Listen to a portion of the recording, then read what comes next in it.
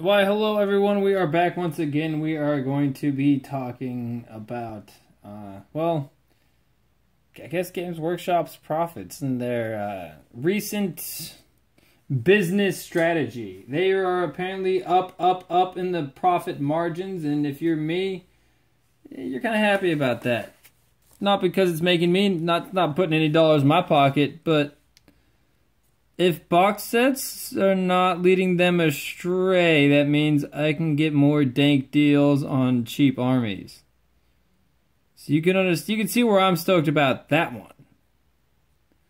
So they turned quite the profit, and they've been putting out a lot of stuff.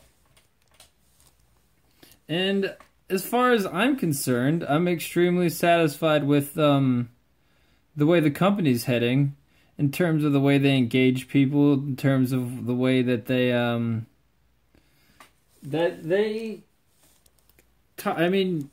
just doing everything. They're offering certain models at cheaper prices. You might say that the Horse Heresy and all that, and I kind of agree. I agree that they might be doing things, but they're a lot less mustache twirly than they used to be in terms of like how the business runs. So I'm glad to see their profits are up because they're more friendly to me, you, and everybody else on the planet right now in their operations, and they're being told, hey, You're right to do all this, to make this new, all these new games and put out this new foot of Games Workshop. I think it's pretty good stuff. So some people are saying that,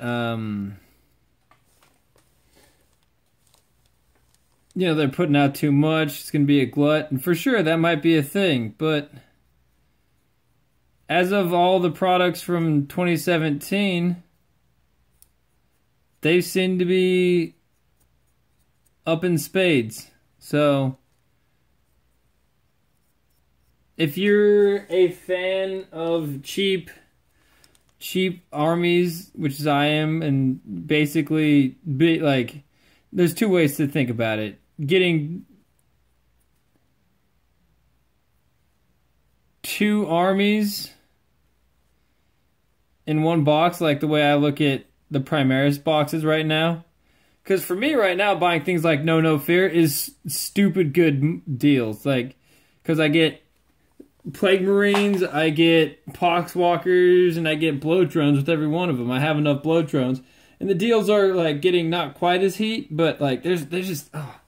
When you consider the dollars spent to the amount of models gained when you have both sides of a box kit,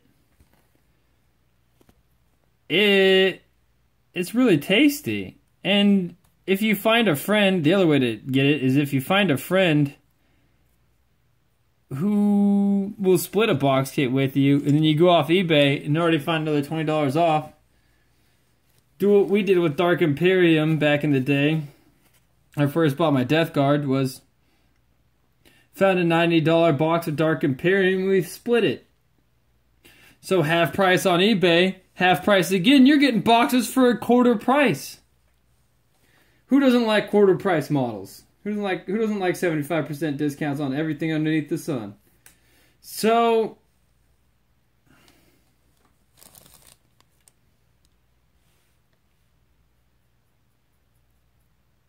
as far as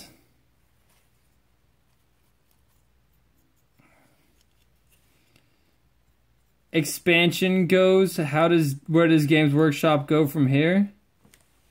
More of the same, dog. More of the same. Drop us more of these delicious box sets with these knights and like the double knight box. That's pretty danky kang. Something I've been saying lately, danky kangs. I don't know. I just thought about that. Like, man, I said that like 7 times in the last hour. It's pretty good stuff, but at the same time,